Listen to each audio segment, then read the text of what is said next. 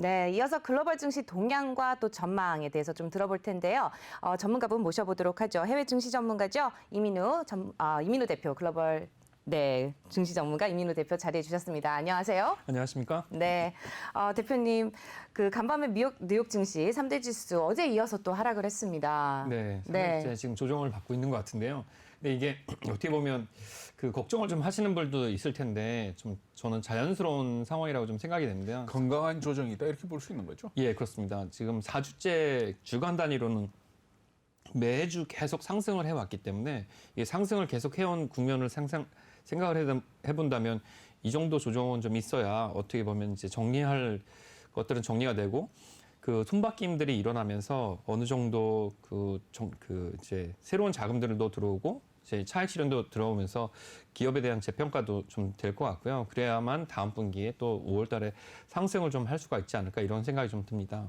근데 지금 이게 계속 상승하는 거에 대한 기대감이 있는데 한편으로는 심리적 불안감이 계속 있잖아요. 근데 이제 뭐 주간 단위로 상승했지만 어제도 뭐 거의 한 6% 정도 그 빅스 지수가 상승을 했거든요. 그러니까 그거는 한편으로는 계속 불안감이 있는 상태에서 올라갔기 때문에 조금만 이렇게 조정을 받는다고 한다 그러면 이게 어떤 조정의 신호가 아닌가 이런 생각을 하실 수 있는데 이거는 이미 많이 올라온 것에 대한 뭐 그런 반증이 아닐까 이렇게 생각합니다. 그러니까 빠진 데서 올라갈 때는 어떤 목표치가 있지만 네네. 지금 뭐 현재 거의 사상 최고치를 돌파한 상황에서는 네. 누구나 다 야 이게 어디까지 가지 하고 불안감을 느끼는 거 아닌가요? 예, 맞습니다. 지난주에 다 이제 S&P도 다우도 최고치를 기록했고 뭐 나스닥도 최근에 최고치를 기록하고 내려가는 상태이기 때문에 이게 다시 올라가려면 최고치를 또 다시 갱신해야 되는 거니까 항상 최고치라는 거는 불안함을 동반할 수밖에 없겠죠.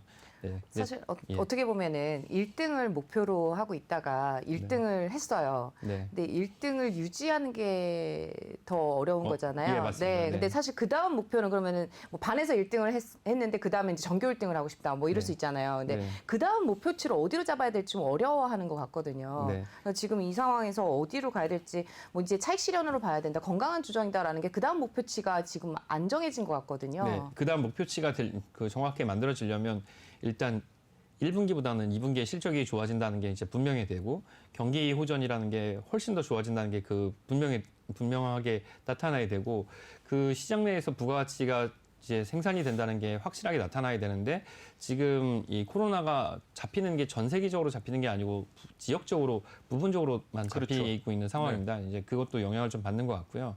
그리고 기저효과 때문에 이 기업 실적이 좋아진 영향이라는 걸 이제 이 투자자들이 알고 있기 때문에 그런 부분에 영향이 좀 있는 것 같고요.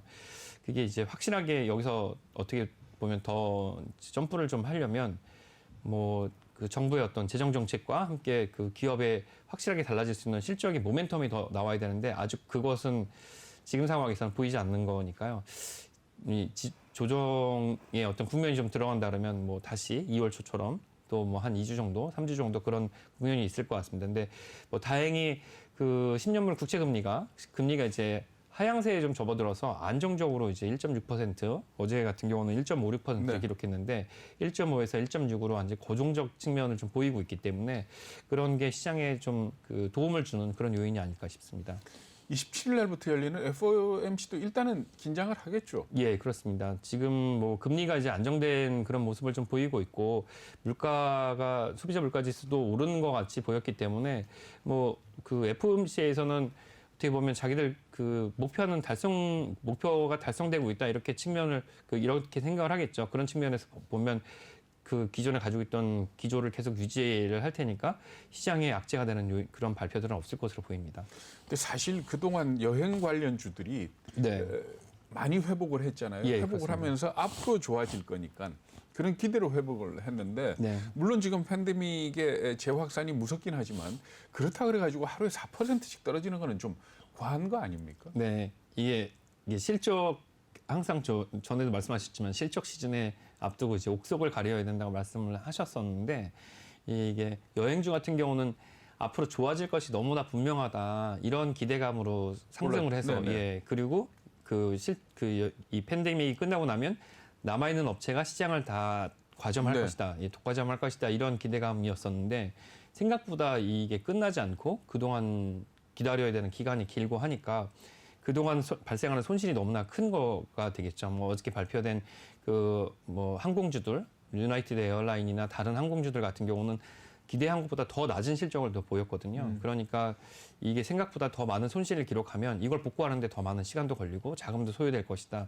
그렇게 되면 투자자들이 생각한 것보다 이익을 얻는 데는 뭐 이제 기대 수준을 훨씬 더 낮춰야 되니까 아무래도 여행지 같은 경우도 빠질 수밖에 없는 그런 요인이 되겠죠.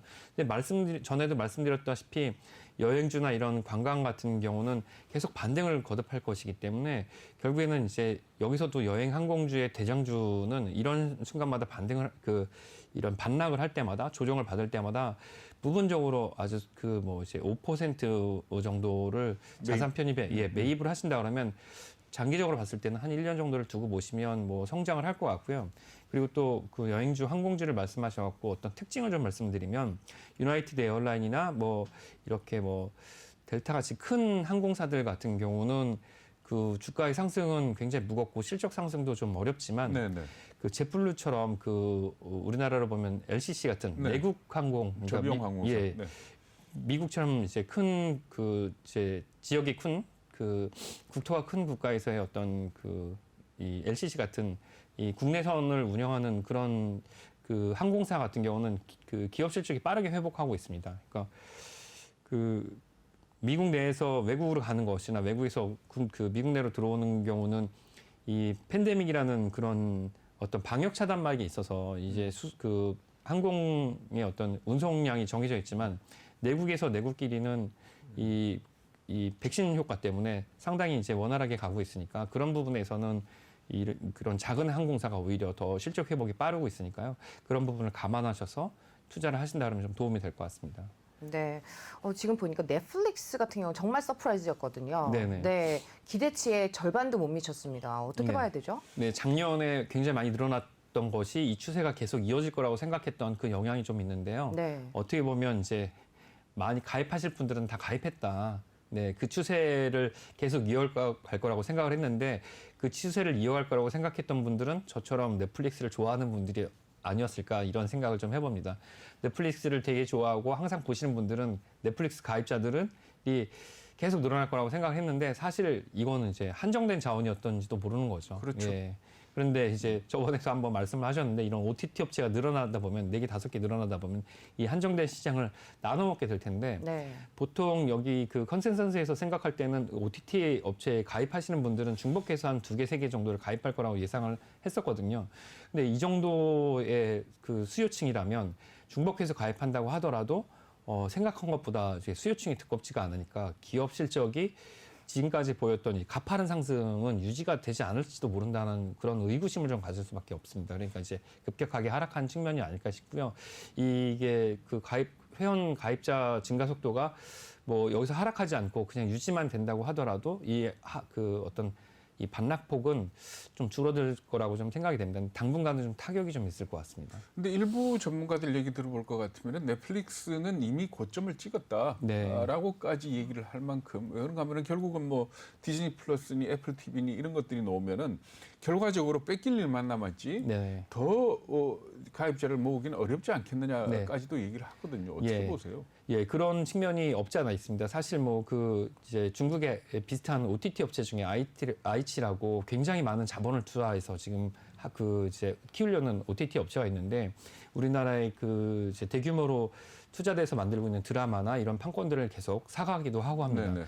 근데 실제로 그 굉장히 많은 가입자 수가 늘어나고 방송량도 늘어났다고 생각을 하고 있는데 실제로 그 데이터를 분석을 해보니까 그건 이제 굉장히 부풀려진 기대치였고 실제로 넷플릭스보다 또 더 많은 그러니까 증가 속도가 굉장히 떨어지고 회원을 유지하는 것도 굉장히 애로사항이 있는 것으로 좀 보여져서 이 고정된 확보된 회원수 그리고 증가 속도도 유지하는 것도 굉장히 어려움을 좀 겪고 있는 것 같습니다. 그래서 이것도 그 OTT 시장도 어떻게 보면 그 독과점 형태로 갈 가능성이 좀 있어서 뭐 넷플릭스가 고점을 찍었는지에 대해서는 약간 의문이 좀 듭니다. 네네. 아직도 이 코로나 팬데믹이 끝나지 않고 넷플릭스 서비스가 완전히 들어가지 않는 지역들이 있기 때문에 그런 부분에 있어서는 약간 의문스럽지만 다른 그 새롭게 참여하는 대규모 OTT 업체들과의 경쟁에서 중복해서 시장을 계속 보유할 수 있는지에 대해서도 좀 고민을 해봐서 넷플릭스에 뭐 비중을 많이 들리시고 있으시다면 그것도 만약에 차익 실현을 좀 하시면서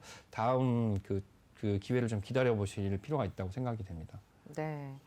지금 보면은 신규 구독자는 좀 그렇지만 콘텐츠나 뭐 이런 쪽으로도 이제 영화 쪽으로도 그렇고 많이 투자를 하고 있잖아요. 그런 예. 쪽으로는 좀 향후에 좀 전망이 괜찮다고 보세요. 어떤가요? 넷플릭스 쪽이요? 네네, 넷플릭스 넷플릭스는 4년 동안 한 번도 수익이 난 적이 없어요. 없었었죠. 예. 버는 대로 투자를 했었고 그 최근까지도 사실 그렇게 큰 수익이 나는 그러니까 이 매출에 비해서 그 실질 그 이익이 많이 나는 기업은 아니었습니다. 이제 이것도 플랫폼 기업이기 때문에 많은 회원을 유치하기 위해서 굉장히 많은 자본을 투자를 했었죠. 근데 이미 이제 회원 수가 어느 정도 됐기 때문에 계속 그 지금부터는 이제 수익이 나는 구간이라고 보는데 이 수익이 나려면 이 수익이 나기 위해서 일정한 고정비를 계속 발생을 시켜야 되는 그런 구조를 가지고 있습니다. 그래서 이 신규 회원이 만약에 증가 속도가 둔화가 된다면 넷플릭스의 이익률도 지금 상태에서 정체가 되지 않을까 싶습니다. 그래서 더 자금을 투자하기는 어렵지 않을까 이런 생각도 듭니다. 네. 뭐 이제 넷플릭스에 투자하셨던 분들은 이제 수익 예, 실현을 이제 부분적으로 여기까지인 걸로. 부분적으로 수익 실현을 하고 다음 기회를 좀 조정이나 더 깊은 조정이나 다른 OTT 업체와의 경쟁 구도를 한번 보시는 것도 네, 괜찮지 오히려 않을까 디즈니 싶습니다. 플러스 쪽으로 투자를 하시는 게 더 나을 것 같네요. 예, 디즈니 같은 경우는 뭐 온오프라인에서 그리고 또 자산을 많이 가지고 있고 이제 넷플릭스가 순수한 기술 기업이라면 뭐 디즈니 같은 경우는 이제 가치주의에 가깝기 때문에 만약에 이제 팬데믹이 풀리면 그 오프라인에서도 수익이 발생하고 뭐 캐릭터든 판권 사업이든 거기서의 지적재산권 사업도 있고 OTT에서 발생하는 신규 사업도 가능성이 상당히 있으니까요. 넷플릭스와의 차이점은 디즈니는 지금 가지고 있는 콘텐츠가 이미 있고 넷플릭스는 그 회원을 유지하기 위해서 계속 콘텐츠를 제작해야 되는 그 차이가 있기 때문에 디즈니가 좀 더 유리한 측면이 있는 거죠. 네. 말씀 잘 들었고요. 우리 위워크 쪽도 얘기를 한번 해볼까요? 그 테슬라에 이어서 비트코인으로 또 결제를 할 수 있게끔 또 얘기를 나오고 있던데 네네. 가상자산을 결제 수단으로 또 쓰는 게 이게 좀 이제 계속 좀 네. 많이 이제 늘어날 것 같은데 어떻게 네. 보시나요? 뭐 1차적으로는 위워크가 이런 얘기를 한 건 위워크가 좀 내리막을 걷고 있는 그런 부분이기 때문에 마케팅 차원에서 일종의 광고 효과를 노린 게 아닌가 싶습니다. 이제 제 개인적인 생각인데요. 이게 뭐 그렇다고 해서 여기에 입주하는 어떤 그 입주사들이 네. 이 공유 오피스를 쓰는 입주사들이 그 비트코인이 이렇게 급등하고 있는 측면에 비트코인으로 결제를 과연 할 것인가도 네. 의문스럽고 과연 여기 위워크에 입주하는 많은 그 개인이나 그 중소형 법인들이 비트코인 투자자일까도 의문스럽습니다. 이렇게 얘기를 한 것은 비트코인이 요즘에 굉장히 많이 뜨고 있으니까 이걸 통해서 위워크가 이제 하락하는 공유 오피스 비즈니스를 광고하려는 측면이 좀 더 큰 것 같고요. 뭐 사실 테슬라가 뭐 비트코인으로 결제 수단으로 하겠다고 하지만 그 1월 말에 비트코인으로 결제 받겠다고 얘기하고 나서 그때 비트코인을 사서 테슬라 차를 결제하지 않고 그냥 들고 있었으면 차를 한 대 살 걸 세 대 살 수 있으니까 그렇죠. 이렇게 결제를 하지는 않을 것으로 보입니다. 이것도 마케팅의 수단으로 네. 보여지고요. 네, 위워크. 굳이 또 코인베이스와 협업을 하겠다 이렇게 얘기를 한 걸 보니까 그럴 수도 있겠네요. 네. 근데 비트코인 얘기가 나와서 말인데 사실 지금 주식시장이 호실적에도 불구하고 질척거리는 이유 중에 하나가 비트코인 쪽으로 가상화폐 쪽으로 돈이 좀 많이 가서 그런 거 아닙니까? 우리 시장도 그렇고 미국도 그렇고. 네, 그런 요인이 뭐 없지 않아 있는 것 같습니다. 시장이 풀린 유동성은 뭐 무한하지 않고 그것도 유한한 자원이긴 한데 지금 하루 거래 대금이 뭐 우리 그 코스피 시총보다도 더 많을 정도로 이 가상자산 그 가상화폐 시장에서 유통되고 있으니까 아무래도 그 영향이 없다고는 할 수 없겠죠. 뭐 저도 고객들이 저한테 인증하지 말라고 말씀을 드리기는 좀 그렇지만 하여튼 좀 적당한 수준에서 하셨으면 좋겠는데 인증 사진을 보내주시는 분들이 있고 자랑하시는 분들이 좀 계십니다. 근데 가상화폐. 예. 근데 그런 거를 하셨다고 자랑을 하시는데 물론 자랑하시는 분도 있고 속이 쓰려서 말씀을 못 하시는 분도 있겠죠. 예. 네. 근데 아니 뭐 비트코인 얘기가 나와서 말인데 비트코인이라는 그 자체가 원래 그 화폐 제도에 대한 반발로 등장한 네. 거 아닙니까? 뭐 네네. 그래서 비트코인이나 이더리움이나 뭐 몇 가지 네. 이런 것들은 있지만 우리나라에 최근에 등장하고 있는 코인들을 제가 좀 봤더니 이게 무슨 상품권 아니냐라는 그런 네. 생각이 들던데 네네. 어떨까요? 그런 것들까지도 지금 난리가 난 상황인데 이런 것들에 투자하는 게 올바를까요? 이게 그 말씀하신 상품권 같은 경우는 지역 시장에 가깝지 않습니까? 그러니까 뭐 예를 네. 들어서 어떤 카페 가가지고 뭐 커피 마실 때 예. 그 화폐를 쓴다든지 하는 뭐 이런 식인데 네. 그거야말로 상품권이지 그게 어떻게 이 가상화폐 본질적인 개념하고는 다른 거 아닙니까? 네, 저는 뭐 여기서 항상 중립적 의견을 가급적이면 취하려고 말씀을 좀 드렸는데 WM 측면에서 말씀드리면 좋지 않다고 말씀을 드리는 게 맞다고 생각합니다. 그게 이제 주도적 항상 그 이런 자산 포트폴리오에서도 이게 시장이 경쟁이 과열되면 될수록 그 주도주, 그러니까 대장주 그리고 주도 자산이 독과점 형태를 가지고 가는 게 이제 시장의 특성이긴 한데 그 말씀하셨던 그런 알트코인 중에서도 그 이제 부분적 시장을 가지고 있는 것들 그리고 유통량도 적고 시장도 되게 적은데 단지 이슈가 됐다고 뜨는 것들은 지금 이슈가 돼서 뜰 수는 있겠지만 이게 다른 이슈가 또 발생하면 다른 이슈에 묻힐 수가 있게 되는 거죠. 말하기 어떻게 보면 정치인 테마주랑 비슷한 걸 수도 있고 뭐 어떤 이 일종의 이제 계절적 테마주에 가까울 수도 있기 때문에 이런 것은 이제 직업적으로 이걸 이걸 직업으로 삼는 분들이 아니면 투자라고 얘기는 하기는 굉장히 어렵다고 볼 수가 있죠. 그래서 이런 거를 하기에는 좀 추천드리기는 좀 어렵죠. 그렇죠. 아니 그러니까 전 사실 비트코인에 대해서도 좀 비관적인데 왜냐하면 하면 그 거시경제를 하시는 분이 나와서 한번 하는 얘기가 뭔가 하면 이 세상의 화폐 제도가 네. 달러를 기축통화로 한 이 화폐 제도가 아니고 비트코인이 점유를 할 것이다. 그러니까 달러의 위치에 비트코인이 갈 거다라고 생각하면 비트코인이 하나에 20만 달러, 50만 달러가 돼도 살아. 네네. 근데 그런 확신이 없다면은 그거는 투기다라고 네. 얘기를 하는데 저는 사실 개인적으로 공감을 하거든요. 네. 그렇다면 이게 결국은 튤립 버블 같은 그런 결과가 오지 않을까? 네. 저는 사실 좀 그렇게 비관적으로 봅니다. 그렇기 때문에 돈을 못 벌었는지도 모르죠. 네. 네. 네. 네. 비트코인 이야기까지 좀 나눠봤고요. 끝으로 저희 네. 투자자분들을 위해서 네. 또 해주실 말씀이 있다면은요. 네. 뭐 시간이 좀 된다고 하면 제가 그 어저께 말씀드린 대로 그 반도체 관련돼서 그 종목을 좀 말씀드리려고 하는데 네. 말씀하세요. 예, 그게 항상 이게 무겁고 큰 대장주만 좀 가져와서 네. 괜찮습니다. 네. 네. 이제 그 잘 아시겠지만 이제 반도체 여러 그 공정이 중에 뭐 웨이퍼도 있고 뭐 노광도 있고 뭐 그 식각도 있고 증착도 네. 있고 그렇습니다. 근데 여기서 많은 협력사가 있지만 그러니까 이 피라미드 구조 같아서 완성 반도체 업체가 몇 개 있으면 이 밑에 이제 이런 구조로 이제 협력사와 장비 소재 업체가 그렇죠. 있게 되는데 밑으로 가면 밑으로 갈수록 그 이제 부가치와 경쟁은 그 부가치는 낮아지고 경쟁은 치열하게 되는데 맨 윗 그 최고점도 마찬가지인 것 같습니다. 지금 뭐 삼성전자나 TSMC나 뭐 인텔이나 이런 그 대형 이제 완성 반도체 업체도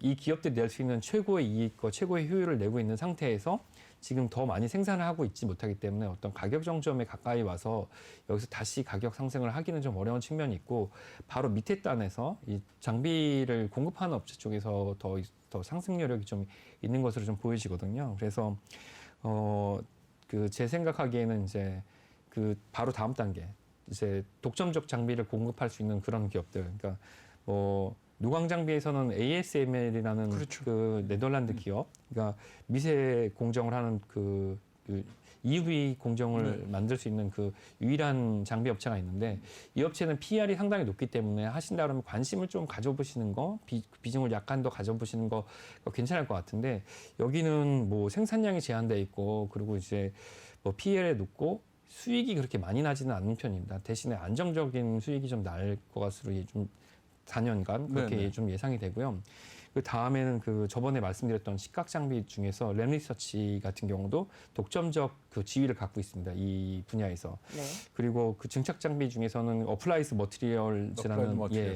이 회사도 거의 독점적으로 이 완성 반도체 업체에 납품을 하고 있고 이 TSMC나 인텔이나 삼성전자 같은 경우는 지금 그 이제 뭐 10조에서 30조 정도의 매년 신규 투자를 그 계획하고 있기 때문에 실제로 매출 증가와 이익이 상당히 기대가 좀 되고 있는 편입니다.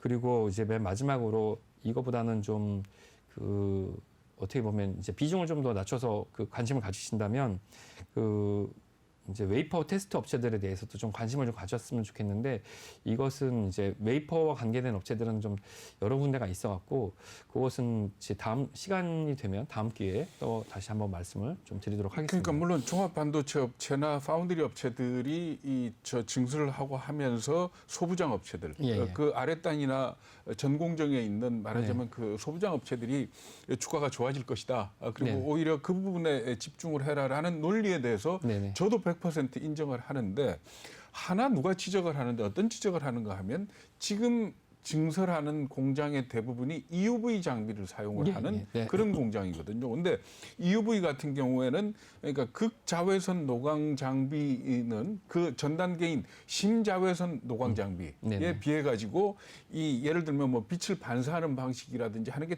전혀 다르대요. 네네. 그래서 그 소부장 업체들이 다 따라서 좋아질 수 있느냐 하는 부분은 좀 무리가 있답니다. 네네. 그러니까 예를 들어 뭐 노광과 관련된 거 증착과 관련된 이런 부분에서도 말하자면 이 심자외선 장비를 사용할 때 잘 나가던 업체가 그러면 극자외선에서도 잘 나갈 거냐? 이거는 아직 아니라 그러거든요. 그러니까 만약에 소부장 업체들, 반도체 소부장 업체들을 갖다 투자 대상으로 삼는다 하시더라도 이게 첨단 공정에서도 계속 독점적 지위를 유지할 수 있느냐 하는 이 부분은 좀 봐야 될 것 같아요. 네, 말씀하신 그 EUV와 DUV의 차이가 있는 것은 이제 분명하고요. 그 미세 공정에서 EUV가 차지하는 비중은 이제 점점 늘어나고 있는데 지금 당장 그 이제 증설하고 있는 그런 라인에서 전체가 다 EUV가 사용되진 않고 이제 교체가 될 순환 주기가 될 텐데요. 그 전까지 말씀드렸던 이 이제 주도 장비 업체들에 대한 관심은 좀 유효할 것으로 좀. 전 그 어플라이드 머티리얼스 참 관심 있게 보는데 주가는 어떤가요? 주가는 지금 이것도 높죠. 최고가에 근접해 있습니다. 근데 이제 컨센서스의 의견은 지금보다 한 20포인트 더 상승할 거라고 예상하고 있습니다. 네, 말씀 잘 들었습니다. 지금까지 멀린 78의 이민우 대표와 함께했습니다. 말씀 고맙습니다. 감사합니다.